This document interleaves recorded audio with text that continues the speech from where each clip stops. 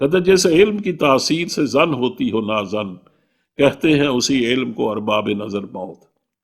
تو اللہ تعالیٰ فرماتا ہے کہ ہم نے عورت کو جس جن سے تمہیں پیدا کیا ہے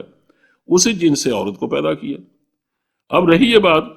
یہ جو بات مشہور ہو گئی ہے کہ بائیں پسری سے اس کو پیدا کیا گیا، اس کی ذمہ داری تورات پر ہے، قرآن کریم پر نہیں ہے۔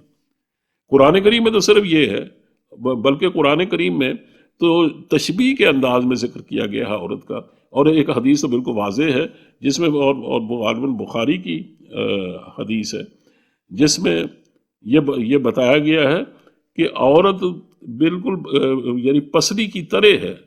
یعنی جس طرح پسری ٹیڑھی ہوتی ہے نا، تو عورت کی فطرت میں بھی ٹیڑھ پانے پایا جاتا ہے، اور یہی اس کا حسن بھی ہے، یعنی اس میں جذبات کی فراوانی ہے، اس میں عقل کی مقدار وہ نہیں ہے، وہ تناسب تو نہیں رکھا گیا جتنے جذبات کی فراوانی رکھی گئی ہے، اور اسی چیز سے وہ اپنے آپ کو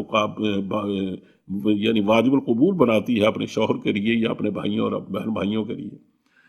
الزام دیا گیا جس کی وجہ سے کہ وہ اس کو شاید ٹیڑھی پسری سے پیدا کیا گیا، تو میں نے عرض کیا کہ اس کا ذکر قرآن سنت میں بالکل نہیں ہے، اور ذکر اگر اس کا ہے تو صرف تورات میں ہے، لیکن اس کا معنی سمجھنے میں اور اس کی مراد جاننے میں لوگوں سے ہمیشہ کوتاہی ہوئی ہے۔ لیکن بلکہ عورت کو تو صلہ رحمی کی ایک علامت بنایا گیا ہے،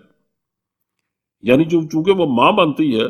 تو ماں کے رحم سے جو بچے پیدا ہوں گے وہ ظاہرہ کا آپس میں ایک رحم کا رشتہ رکھتے ہیں، اس لیے اس رحمی رشتے کو اتنا مقدس جب بتایا گیا ہے کہ ماں کے